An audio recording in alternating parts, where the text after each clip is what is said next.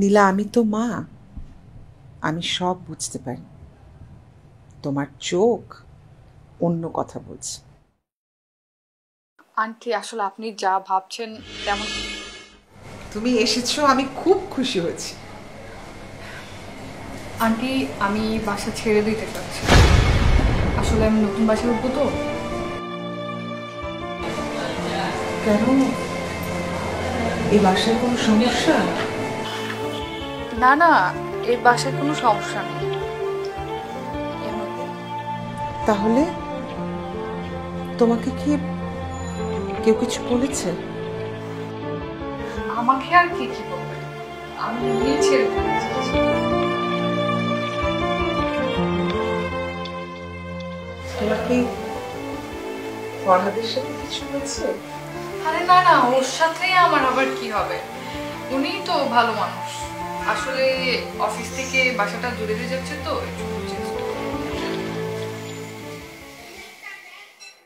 নীলা, আমি তো মা, আমি সব বুঝতে পারি। তোমার চোখ অন্য কথা বলছে। আন্টি, আসলে আপনি যা ভাবছেন তেমন কিছু না। তুমি আমাকে বলতে না চাইলে আমি জোর করব না, কিন্তু আমার ফরহাদ সম্পর্কে আমি একটা কথা বলতে পারি। আমার ছেলে অনেক ভালো, একটু দুষ্টু চঞ্চল, কিন্তু মনটা খুব ভালো। ও হচ্ছে একদম তোমার আঙ্কেলের মতো। তুমি বসো, আমি তোমার জন্য শরবত করে দিই। এই কে এসেছে? এই যে দেখো নীলা। আসসালামু আলাইকুম। আমাদের উপর তালা। ওয়ালাইকুম আসসালাম। বসো বসো। বাহ, বেশ মিষ্টি তো, নম্র, ভদ্র, সুশীল, এমনকি সুন্দরী। Thank you. ওয়েলকাম। বুঝতে পেরেছো? বলেছিলাম না, একদম ছেলে হচ্ছে বাবার মতো। তোমরা বসো, আমি আসছি।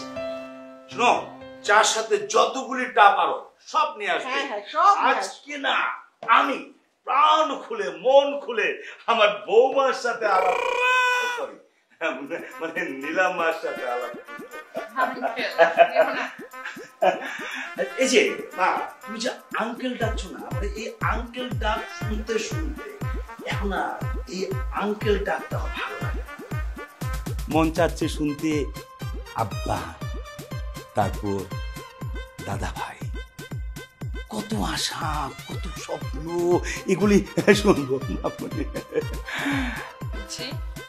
হ্যাঁ, মানে তোমাকে না দেখে আমার এত পছন্দ হচ্ছে, মানে আমার ছেলের জন্য। আমি যেমন সুদর্শন দেখেছি, আমার ছেলে কিন্তু একই রকম সুদর্শন, এবং ছেলে আমার মনের মতো একেবারে উদার। মাঝে মাঝে অনেকে ভুল বুঝে, মানে দুষ্টামি করে না, দুষ্টামিটা কি মনে হয়, মনে হয় যে সে সিরিয়াস বলছে। তুমি কিন্তু মা এই বাসায় খুব ভালো, আমার ছেলে খুব ভালো, আমার চেয়েও ভালো। এখানে তোমাকে শাশুড়ি বলতে কি সেটা তুমি পাবে না, তুমি পাবে হলো মা। আর এই যে দেখছো না সুদর্শন, বাবা এসে পাবে। তারপর তুমি এমন ভাবে, আমার ছেলেটা কিন্তু দারুণ দেখতে, যেমন আমার মতো বুঝছে, ও মনটা না আমার মতো খুব ভালো। তুমি লজ্জা পাচ্ছ কেন? কয়েকদিন পর তো আমার আব্বা ডাকবে।